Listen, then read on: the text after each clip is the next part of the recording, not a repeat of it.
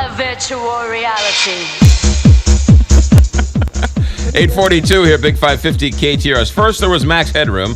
Then, I guess in the 90s, there was some type of virtual reality game, right, or something? Correct. Yeah, Virtual Boy. Then you had those weird pictures where you could look through the pictures and see the dinosaur. So virtual reality's been talked about. We've had a lot of stops and starts. Larry Stenebach. Yes, sir. Larry from R&D joins us from the First Rule Film and Technology Studios.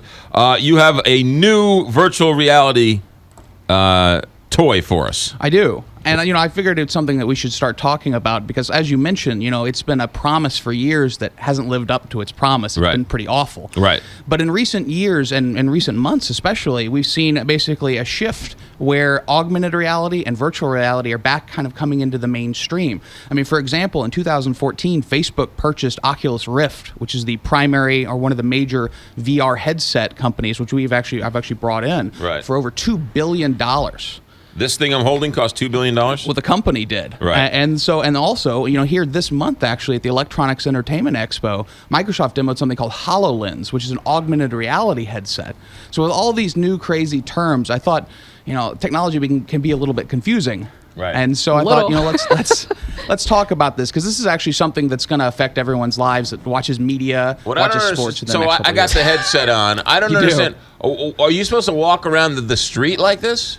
No, not with that. Okay. I think that's the main difference is that there's major differences between augmented reality and virtual reality. Let's start with virtual reality because that's what you have on. Yes. Virtual reality, which the Oculus does really well, is basically for entertainment purposes. It's to take you completely out of the space you're in and make you feel like you're in a completely different space. Okay. And luckily, technology has gotten good enough in recent years that the Oculus, for example, is fast enough to trick your brain. So it can give you images that are fast enough when you're moving your head that you believe you're in the space that you're in. It's like those rides at Disney World. Correct. Okay. Yeah, it's the same it basic does concept. feel. You feel like you're falling, and you're really you're not even moving. Correct. So you could put this headset on, and you could pretend you're in space, Correct. more or less. Yeah, you could have a space simulator. Broadcasters like Facebook, what they want to do. So why does Facebook want it? Right. They want to sell you virtual tickets to concerts and sporting events.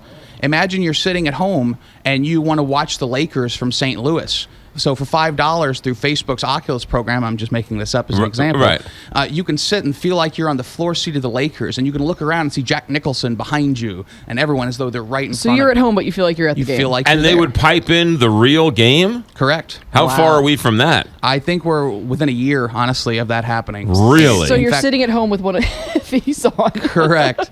And right now it is more in the development space, especially for something like Oculus, but it's coming very fast, and all broadcasters at the major levels are starting to talk about it. It's pretty cool. Okay, but this is great, but 3D has died, right? No one's doing 3D anymore. Well, I think what it is that it wasn't particularly great. You had people getting headaches. You had just it being a little bit annoying. Right. What this does really well with VR is actually gives each eye an independent image, which gives you perfect 3D in a manner that doesn't make you ill.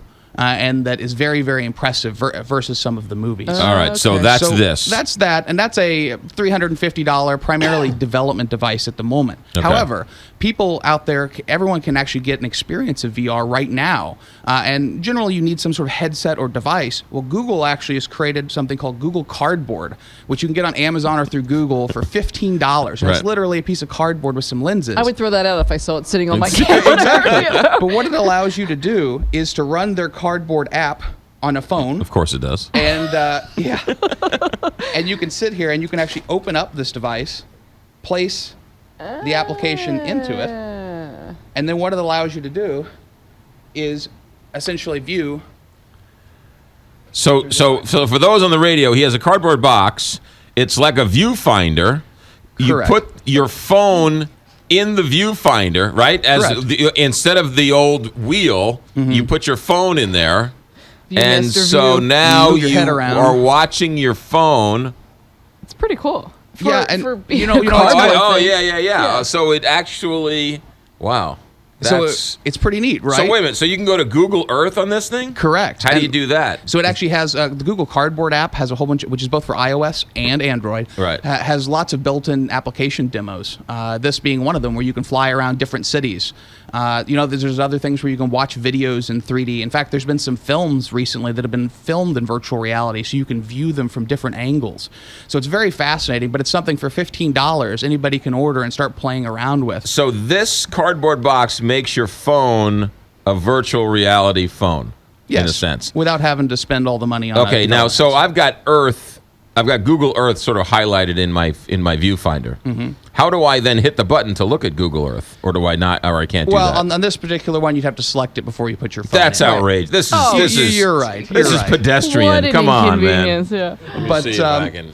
you- all right, yeah. So that's kind of how you do it. So as you mentioned, this is not, but either one of these headsets is not something you're walking around the street with. This is definitely Right. meant more for a in-home entertainment aspect. But I mean, that's like a 21st century version of the viewfinder. It is, exactly. We That's still have what the it is. view- we have the Viewmaster view. Oh, look, there's the Eiffel Tower. There's the Correct. Statue of Liberty. That's $15. How much is the app? The app's free. So it allows you to, and there's lots of other VR apps coming out. Now, let's talk a little bit about augmented reality, because there's actually a big difference. I was gonna say, and what there's is not- the difference? Which is Yeah. my actual real reality. But anyway, go There you ahead. go. There you go. So augmented reality, instead of taking you out of where you are and making you feel like you're in a different place, augmented reality lets you see everything you see normally, but then overlays data and information on top of reality.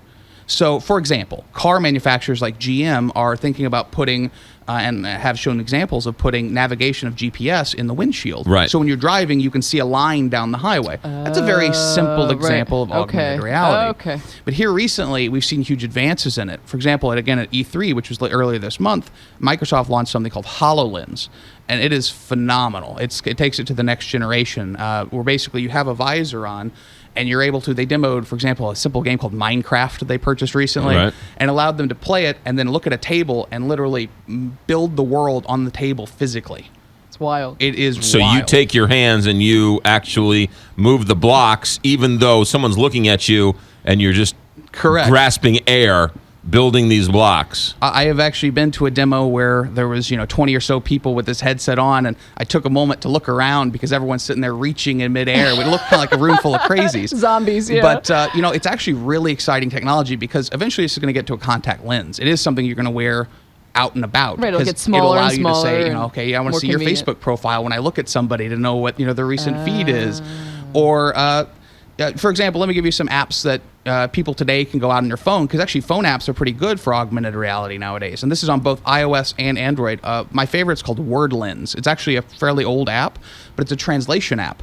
So if I have WordLens on my iPhone or my Android device, and I'm in a different country and there's street signs or even a book, Right. I can lift it up to the book or sign, and it immediately, the words will be replaced with English words on the same background. Really? It's fascinating. Wow. What allows is you that to- app? What's that It's app called? WordLens. WordLens. Fascinating. I think the Spanish vocabulary for that is free, the translation, but anything else costs a little bit of money. I used it when I Wow. was over in Dubai. It's fascinating. All the different signs I would and everything totally. like It's that. so hard to get around in a country you don't speak the language. Wordlens. That is, And it yeah. immediately translates. I'm still perplexed by Apple Pay. I Right. used that Yeah. at Subway the other day. Did you? Did and you? at Schnucks. I used it at Schnucks. And I You've was like, seen this is a the lot of greatest thing in the acceptance for that. world. Yeah. So what do you Yeah. just scan your phone?